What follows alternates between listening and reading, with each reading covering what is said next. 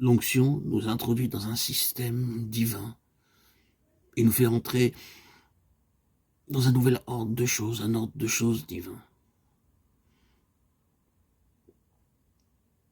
Tout ce que nous savons, c'est que, en somme, l'onction, grâce à son unité essentielle, nous unit à Dieu.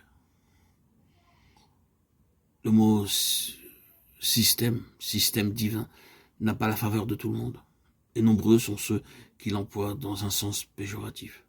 Libérons-nous de cette idée et mettons-nous dans l'esprit qu'il y a un système divin, un système céleste, un ordre de choses qui concerne le ciel.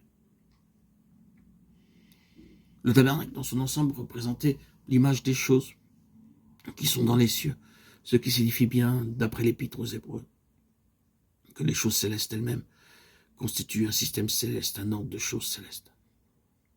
Ordre de choses à la fois général et précis, embrassant tout un ensemble, sans négliger aucun détail. Le tabernacle n'étant qu'une image, une représentation du système céleste. Au-delà de l'image, il y a nécessairement l'ordre divin, le système céleste lui-même. Or, remarquez-le, Christ et son corps constituent non seulement un seul homme, mais un véritable ordre de choses, un système.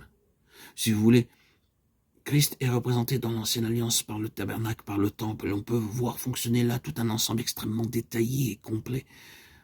Mais dans les deux cas, le tabernacle comme le temple sont des images non seulement de Christ comme personne séparée, mais de Christ et des siens, un seul peuple, un seul corps.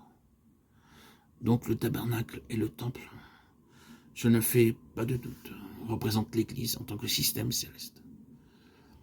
Leur construction n'est pas plus une chose humaine que ne le fut leur conception. Souvenez-vous qu'il n'est pas un seul fragment, soit du tabernacle, soit du temple, dont la conception fut abandonnée à l'initiative de l'homme. Dans ce système-là, toutes les idées humaines ont été exclues. Les pensées de l'homme, les appréciations humaines n'ont eu de cette affaire aucun loisir de s'exprimer. Quand il nous est dit que le Seigneur remplit Betzalel de l'Esprit de Dieu, de sagesse, d'intelligence et de savoir pour toutes sortes d'ouvrages, cela veut dire que l'onction exclut l'homme de cette entreprise et ne laisse aucune place à son jugement personnel. Chaque détail, à un fil près, était gouverné par le Saint-Esprit. Les matériaux employés, la façon de les utiliser, ce qu'il fallait faire et comment il fallait le faire. Tout était sous le gouvernement du Saint-Esprit. C'est qu'il s'agissait là d'un système céleste, dans lequel le jugement de l'homme n'avait rien à voir. Or, Christ est cela. L'Église, qui est son corps, est cela. Et ce qui doit nous préoccuper, bien-aimés, c'est le principe spirituel, le principe céleste, qui, dans les Écritures, est partout sous-jacent. Si nous nous contentons de prendre les Écritures telles que nous les voyons écrites et que nous nous mettions à les appliquer, à quoi aboutirons-nous? Un système selon l'ancienne alliance, calqué sur celui du temple, avec prêtres, vêtements, sacerdotaux, rites et tout ce qui va avec. Même pour le Nouveau Testament, il n'en va pas autrement.